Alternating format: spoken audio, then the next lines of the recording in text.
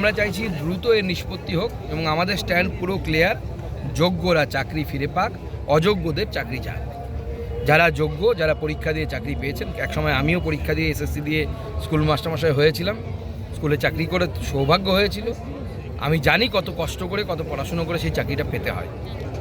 তো স্বাভাবিকভাবে যারা যোগ্য, যারা পড়াশুনো করে পেয়েছেন, যে সমস্ত শিক্ষক এবং শিক্ষিকা, তাদের সকলের চাকরি থাকুক। এবং যারা, আমার কাছে ছবি আছে, খালি ওএমআর শিট, শুধু নামটা লিখেছে, রোল নাম্বার বলেছে, পুরোটা খালি, তার চাকরি হয়েছে।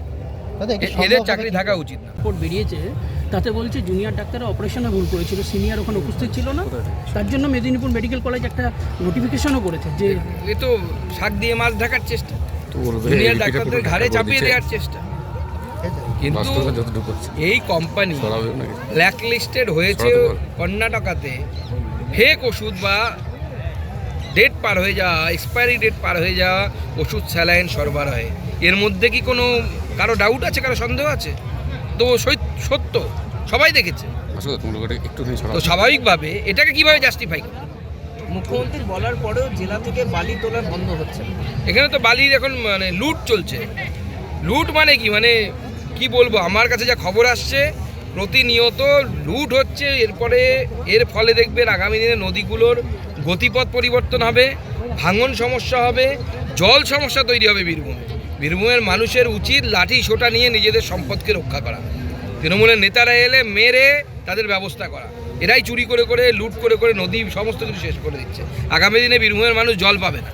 আপনি যেখানে দাঁড়িয়ে আছেন সেখানে অজয়ের ওপর সবথেকে বেশি বালি উঠছে ইলামবাজার এবং নানুর, এবং যেখানে দুজন প্রধান ব্যক্তি রয়েছেন যারা মাথার উপরে বসে, নানুর একজন দেখছেন, এখানে না, এত ভাগ বাট্টা করে দেওয়া আছে। মুখ্যমন্ত্রী একজনকে দায়িত্ব দিয়েছে নানুর দেখার জন্য, আর একজনকে দায়িত্ব দিয়েছে ইলামবাজার দেখার জন্য। নামগুলো আমি বলছি না, আমাদের বাচ্চা কাচ্চার নেতারা বলে দেবে, আমাদের ছোট নেতারা বলে দেবে। এদের এই চোর ছাচ্চরদের নাম আমার মুখে নিতে লজ্জা লাগে। তো এই চোরেরা জনগণের সম্পদ লুট করছে, আর মুখ্যমন্ত্রী চুপচাপ বসে দেখছেন। আপনার মনে হয়, আমার মনে হয় মুখ্যমন্ত্রী কিছু ভাগ পান নিশ্চয়ই, নাহলে তো এরকম করতে দিতেন না। মুখ্যমন্ত্রী ভাগ পাচ্ছেন, সেই ভাগের জন্য চুপ করে বসে আছে। 26,000 চাকরি বাতিল মামলায় মার্চে শুনানি, এখনো ঝুলেই রইল, কতদিন ঝুলে থাকবেন তাদের ভবিষ্যৎ? দেখুন, আমরা চাইছি দ্রুত এর নিষ্পত্তি হোক এবং আমাদের স্ট্যান্ড পুরো ক্লিয়ার। যোগ্যরা চাকরি ফিরে পাক, অযোগ্যদের চাকরি চাক। যারা যোগ্য, যারা পরীক্ষা দিয়ে চাকরি পেয়েছেন, একসময় আমিও পরীক্ষা দিয়ে এসএসসি দিয়ে স্কুল মাস্টারমশাই হয়েছিলাম, স্কুলে চাকরি করে সৌভাগ্য হয়েছিল।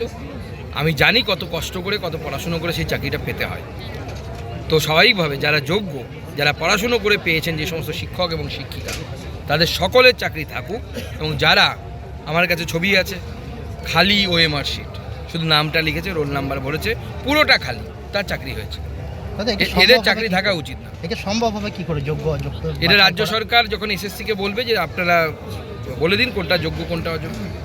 রাজ্য সরকার এবং এসএসসি আইনগতভাবে, আইনের ভাষায় এসএসসির লোকাল স্ট্যান্ডই আছে, যে এসএসসি বলতে পারে কে যোগ্য কে অযোগ্য। এবং এসএসসি তো মেনে নিয়েছে যে ভুল হয়েছে, কিন্তু এটা এসএসসি মানছে না ইচ্ছে করে।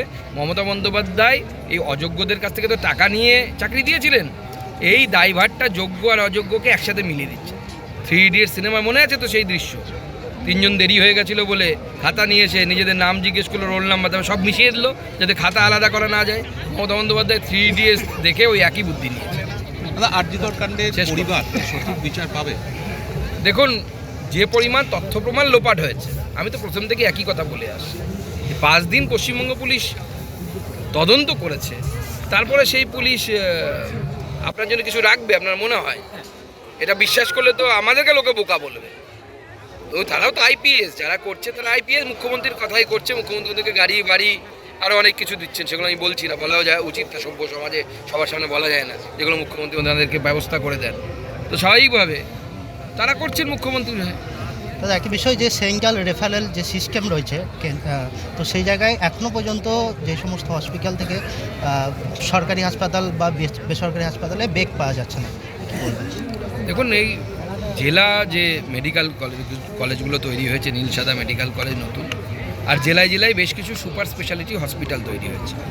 আপনারা যদি এই মেডিকেল কলেজ এবং হসপিটালগুলোতে গিয়ে দেখেন, তাহলে দেখবেন যে কোনোটাতেই পর্যাপ্ত ডাক্তার নেই। একটি মেডিকেল কলেজ হওয়ার জন্য যে পরিমাণ স্পেশালিস্ট ডক্টর দরকার, সেই পরিমাণ ডক্টর নেই। তো স্বাভাবিকভাবে চিকিৎসা পাচ্ছে না। আপনি তো এই নতুন মেডিকেল কলেজগুলো ছেড়ে দিন না, সব থেকে কলকাতার মেডিকেল কলেজগুলোর বাইরে প্রাচীন মেডিকেল কলেজে হচ্ছে বাঁকুড়া সম্মেলনী আর উত্তরবঙ্গ মেডিকেল কলেজ, এই দুটো হচ্ছে সবথেকে প্রাচীনতম কলকাতার বাইরের মেডিকেল কলেজ। আপনি উত্তরবঙ্গ মেডিকেল কলেজে কারো যদি অ্যাক্সিডেন্ট হয়ে মাথায় আঘাত পায়, সে যদি চলে যায়, নিউরোসার্জন নেই সেখানে, মরে যাবেন আপনার, কিচ্ছু করার নেই, মরে যেতে হবে আপনাকে, না হয় বেসরকারি জায়গায় গিয়ে ঘটি বাটি বিক্রি করে করতে হবে। কারণ মুখ্যমন্ত্রীর কোনো যায় আসে না, কারণ মুখ্যমন্ত্রীর ভাইপোর চোখ খারাপ হলো আমেরিকা গেল ট্রিটমেন্ট করতে। আপনার আমার যদি অসুবিধা হয়, আপনিও আমেরিকা যেতে পারবেন না, সুকান্ত মজুমদার আমেরিকা যেতে পারবেন না। এটা আমাদের কাজ না, কোর্টের কাজ, এবং কোর্টের রায়ের বিরুদ্ধে কোনো কিছু বলা জনপ্রতিনিধি বা কেন্দ্রীয় মন্ত্রী কোনো হিসাবে আমার কোনো অধিকার নেই। কিন্তু সুপ্রিম কোর্টের রিসেন্ট কিছু রায় এসেছে, তারপর আমরা দেখতে পাচ্ছি বেশ কিছু এই ধরনের দুর্নীতি মামলায় কিছু লোকের জামিন হয়ে যাচ্ছে। কিন্তু আমার বিশ্বাস বাংলার মানুষের দরবারে এই সমস্ত চোর জোচ্চল নেতারা, তারা কোনো জামিন পাবেন না। তারা জনতার দরবারে গিয়ে বারবার প্রত্যাখ্যাত হবেন এবং জনতা এদেরকে অ্যাকসেপ্ট করবে না, রাজনীতিতে অ্যাকসেপ্ট করবে না। মালদার ঘটনার পরিপ্রেক্ষিতে অভিষেক বন্দ্যোপাধ্যায় বলেছেন পার্টি বড় হচ্ছে, যা ঘটেছে সেটা স্বাভাবিক, দোষীরা শাস্তি। গোষ্ঠীদ্বন্দ্ব স্বীকার করে, দেখুন গোষ্ঠীদ্বন্দ্ব তো অবশ্যই সবাই জানি, তো অস্বীকার করার জায়গা নেই, কিন্তু মূল বিষয়টা ওনারা স্বীকার করছেন না। এই লড়াইটা যে গোষ্ঠীদ্বন্দ্বের কথা বলা হচ্ছে, দুটো গোষ্ঠীর মধ্যে কোনো পদ পাওয়া নিয়ে নয়, তাহলে তাকে পার্টির পিওর রাজনৈতিক গোষ্ঠীদ্বন্দ্ব বলা যায়। এখানে লড়াইটা হচ্ছে পদ পেলে পরে আমি মালদার জমি বাড়ি বিক্রি করতে পারবো। মালদার 2.5 কোটি টাকা কাঠা জমি, সেখানে কারো মাথায় বন্দুক ধরে তাকে 10 লক্ষ টাকায় সেই বা 20 লক্ষ টাকায় ওই জমিটা লিখিয়ে নিতে পারবো।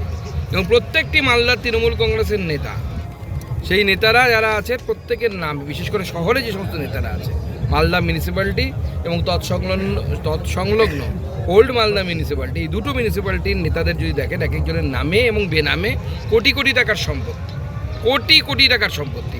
আপনারা যিনি মারা গেছেন, আমরা সাধারণত যিনি স্বর্গত তার বিরুদ্ধে বেশি কিছু বলি না, তার সম্পত্তির একবার খোঁজ নিয়ে দেখুন, নামে এবং বেনামে কতগুলো ফ্ল্যাট কলকাতাতে আছে, শুধু খোঁজ নিন। মূল অভিযুক্ত এখন অধরা রয়েছে।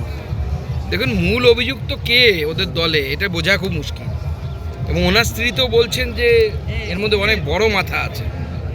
বড় মাথা বলতে কোন লেভেলের বড় মাথা? সেটা কি জেলা লেভেলের বড় মাথা, নাকি কলকাতা থেকে কেউ অঙ্গুলি হেলনে করিয়েছে, রাজ্য নেতারা কেউ অঙ্গুলি হেলনে করিয়েছে? তার তো তদন্ত হওয়া প্রয়োজন। অভিষেক বন্দ্যোপাধ্যায় বলছেন সেলাইন আমদানি করতে হচ্ছে, ভিন রাজ্য থেকে সেলাইন আমদানি করতে হচ্ছে, মানে স্বাভাবিক, স্বাস্থ্য পরিষেবা কোন এখানে স্বাস্থ্য পরিষেবা হবে না তো, এখানে কেউ কিছু তৈরি করছে না, কেউ কোনো কিছু ম্যানুফ্যাকচার করতে চায় না। আমরা এখানে আজকে একটা কেন্দুলি মেলায় এসেছি, আপনি মেলাতে আসুন গাড়ি নিয়ে, পার গাড়িতে 2,500 3,000 টাকা করে নেওয়া হচ্ছে, বাস হলে 6,000 টাকা। কি ট্যাক্স? তৃণমূল ট্যাক্স। এইভাবে চলতে পারে কোনো? আপনি জানতো কুম্ভে কে নেবে এরকম টাকা ট্যাক্স? আপনার